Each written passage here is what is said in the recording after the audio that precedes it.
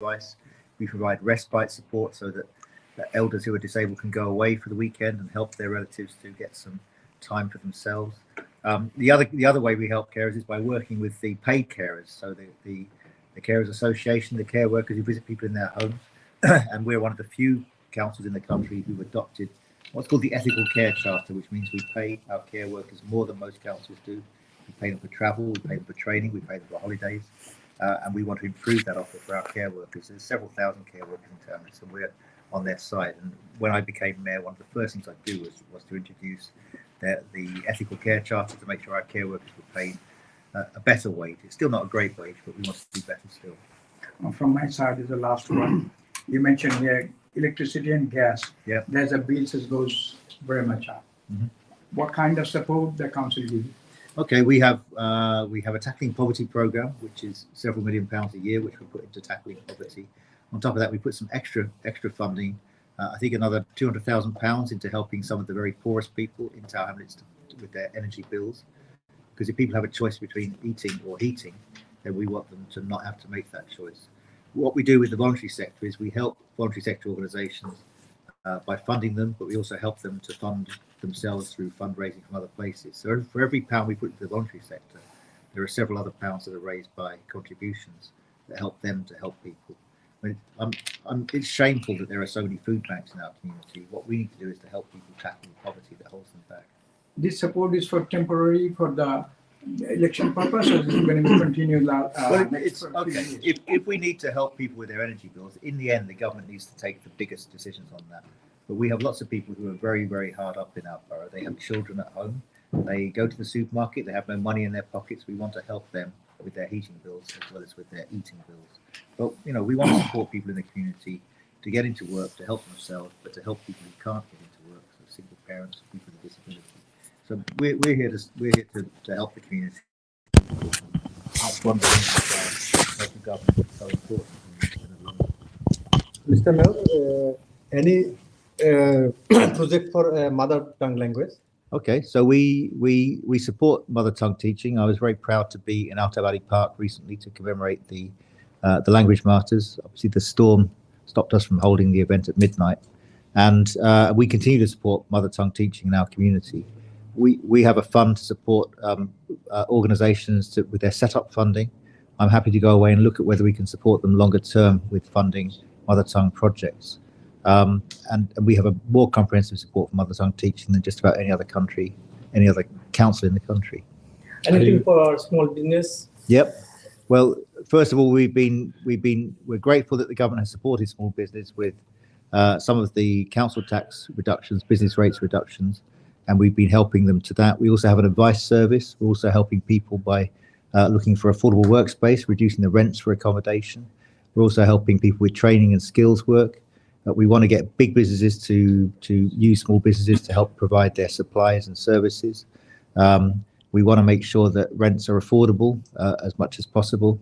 There's a lot of ways in which we want to support small business. Obviously, what small business doesn't really want, everyone likes to receive money, of course, but small business doesn't really want lots of handouts. It wants to have a stable world in which it can provide good services for the local community. Is there anything for, did you increase the fund for youth service? Yep, the youth service cuts across the whole country have been cut by about 3/4 over the last 12 years. Townlets hasn't been immune from that, but we still have the second biggest youth service in London, I think after Camden or Hackney. It's still a big service. You shouldn't believe everything the opposition are telling you. We still have one of the biggest youth services in the country. We have over 20 venues which are providing youth services. And what we found with our new youth program is that we're working with organisations who can raise funds from other places, charitable organisations. We're working with the Mayor of London's office.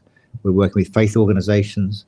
And one of my promises in the manifesto, which we'll be releasing in the next couple of weeks, is to talk about how we can get more money into youth services in Tower Hamlets, because I'm aware people feel strongly about that. But you shouldn't believe all the stuff that you're told about youth services. That youth services have been in difficulty in Tower Hamlets for the last 20 years.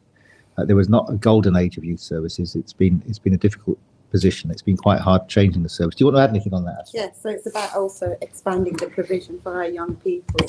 So moving away from just youth hubs.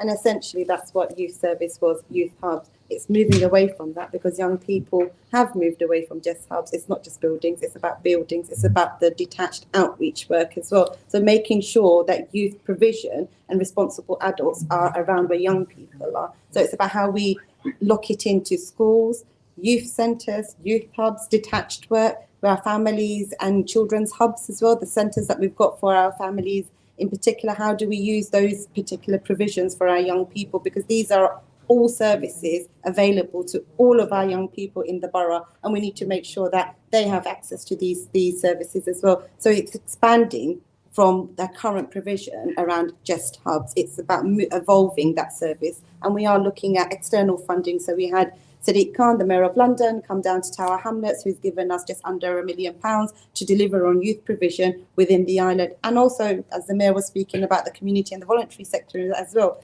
they deliver a huge amount of services within our communities. It's how we support them and enable them to get additional funding, which is not just the council, extra additional funding externally to bring into the borough for our young people, because they value these services and they need these services. Okay, so sorry, last one question.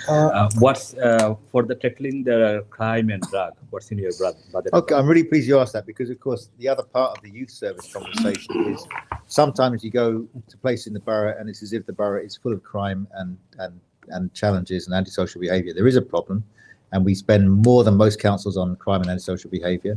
We pay for extra police officers. We have a community safety service with officers who patrol. We work with housing landlords. But another part of this, of course, is that most of our young people are pretty well behaved, and we need to stand up for our young people and make sure that they have the opportunities to get on with their lives. But if people aren't getting on with their lives, and it's obviously a lot of this is about drugs, then we need to make sure that people are really held to account. So we have a big crime and antisocial behaviour service. However big it is, there'll be problems in places, but we have achieved a lot through our tasking down the last few years. It just happens that was what Asma was focusing on before she became the Children's League member, so she can maybe add a bit more. And then it's also about providing support as well for those. If we speak about crime and antisocial behaviour and we link it to drugs in particular, we need to ensure that we've got services in place for those people that want to come off all of that, and they are supported to get off and get treatment and respite so that they can behave as a law-abiding citizen in the borough as well. So it's twofold to it. It's not just the community safety aspect of it and how you tackle it, it's also providing them support as well to be a good citizen in Tower Hamlets. How do you increase police? Well, I suppose the good news is that we still pay for police officers. It's because both directly by the council, also through town, its homes. But on top of that, I think the good news is that the Conservative government, they slashed police numbers in London, and they have now realised that was a mistake, and they have been increasing numbers again. So we do have more officers. We don't think there are enough officers on the street, though. They spend too much of their lives driving around in blue light cars. Do you have any plan to set up the CCTV footages, CCTV in the remote areas, Okay, so we have one of the biggest numbers of CCTV cameras in the country in Tower Hamlets, and we're replacing all of our existing cameras with new state-of-the-art ones with digital technology, a bit like your telephone, which will record good evidence in the event of there being crime. We're also looking at hotspots in the borough, and again, we'll be talking about the manifesto soon. We want to talk about how we can make people feel safer. It may be about women walking in the borough who don't feel safe. It may be about parents worried about their children. So we want to improve lighting and CCTV in parts of the borough where it's going to make a difference. It's amazing. So many people want CCTV. It's not a magic answer to all questions, but it is a very powerful part of what we can do to keep people safe. So my last one is, what is the total budget, the total amount of the budget? The total budget, well, it depends how you look at it, but the core budget's about 350, 360 million pounds a year. But on top of that, we have the housing budget. On top of that, we have the budget that goes to the schools. On top of that, we have a big capital budget as well, which is what we use to buy houses and build houses. And we're replacing a swimming pool down in Shadwell as well. So, the budget is, the core budget we talk about tomorrow night at the council is about 350, 360 million pounds. Mr. Mayor, my question is not related to the but one thing is like, you are very, you got good ties with, especially the Bengali media. So I think could be we're not going to meet again, your time is প্রিয়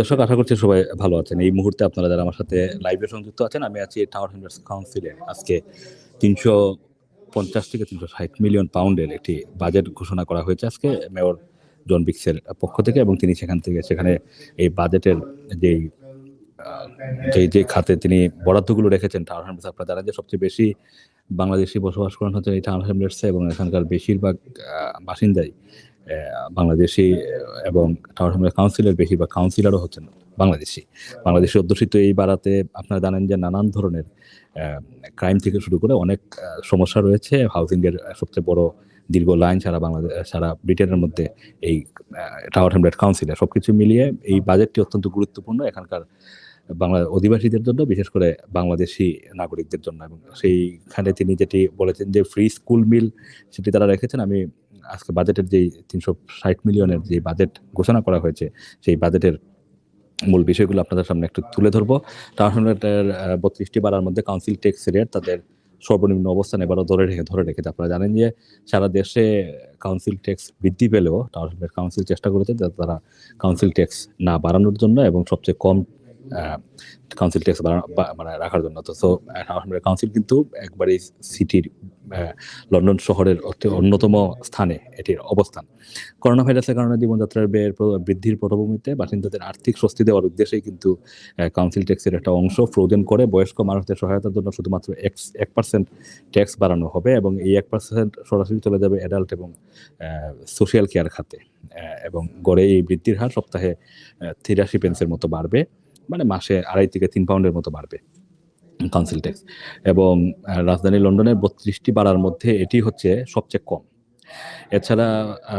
এছাড়াও আপনারা জানেন যে তিনি যেটা বলেছেন যে কাউন্সিলের ডিভেন্ডের একটি প্রপার্টির জন্য কাউন্সিল ট্যাক্স হচ্ছে 1519 পাউন্ড, যার মধ্যে 1124 পাউন্ড কাউন্সিল রাখতে পারে, এবং বাকি টাকাটা হলে গ্রেটার লন্ডন অথরিটির কাছে এটি চলে যায়, মানে জিএল এর কাছে।